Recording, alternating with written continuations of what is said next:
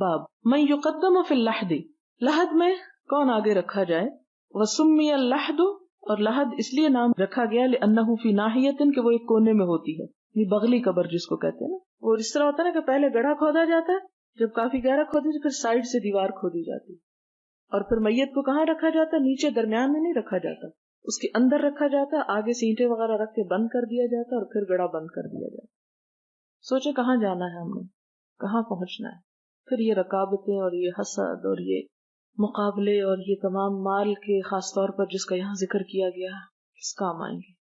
کچھ بھی تو ساتھ نہیں جاتا سوائے ایک کفن کے کپڑے کے، چند اینٹیں جو زمین کی تہہ میں دبا کے انسان کو آ جائیں.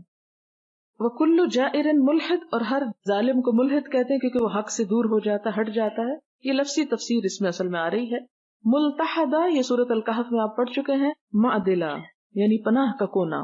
وَلَوْ كَانَ مُسْتَقِيمًا، اور اگر سیدھی سیدھی قبر ہو یعنی بغلی قبر نہ ہو تو اس کو کیا بولتے؟ کانا ذریحا، اس کو ذریح بولتے ہیں، لحد نہیں بولتے. یعنی جو صرف گڑھا کھود کے بیچ میں رکھ کے اوپر سے بند کر دیا جائے، یہ ذریح کہتے ہیں اس کو.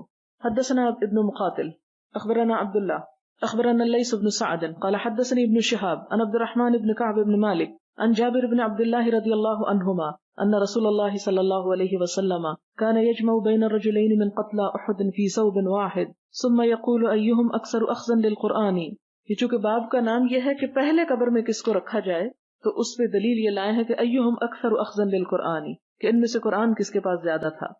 فإذا أشير له إلى أحدهما قدمه في اللحد وقال أنا شهيد على هؤلاء وأمر بدفنهم بدمائهم ولم يصلي عليهم ولم يغسلهم. قال ابن المبارك وأخبرنا الأوزاعي عن الزهري عن جابر بن عبد الله رضي الله عنهما قال كان رسول الله صلى الله عليه وسلم يقول لقتلى أحد أي هؤلاء أكثر أخذا للقرآن فإذا أشير له إلى رجل قدمه في اللحد قبل صاحبه.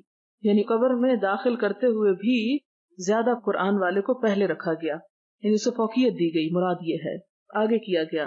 وقال جابر فکفن ابی وعمی فی نمرۃ واحدہ، کہ میرے باپ اور چچا ایک ہی کمبل میں دفن کیے گئے. وقال سلیمان بن کثیر حدثنی من سمع جابر رضی اللہ عنہ. یہ حدیث دوسری روایت سے بھی آئی.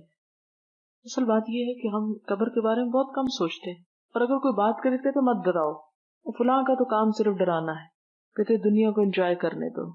لیکن اگر کوئی عقل مند ہو تو یہ ضرور سوچے کہ آخر تو وہیں جانا ہے، اور وہ سب کچھ جو بتایا گیا وہ بالکل برحق ہے، اس میں کچھ بھی جھوٹ نہیں.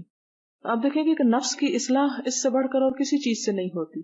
جس طرح آپ صلی اللہ علیہ وسلم فرمایا کہ ابن آدم کو اگر ایک وادی سونے کی مل جائے تو دوسری کی خواہش کرے، اور اس کا پیٹ سوائے مٹی کی کسی چیز سے نہیں بھر سکتا، یعنی اس کی ساری خواہشات وہیں جا کے ختم ہوں گی. اور اگر انسان دنیا میں ذرا کبھی کبھار اس کو یاد کر لے تو بہت سی آلائشیں خود بخود نکل جائیں، کیونکہ مٹی بھی آلائشوں کو ختم کرتی ہے نا.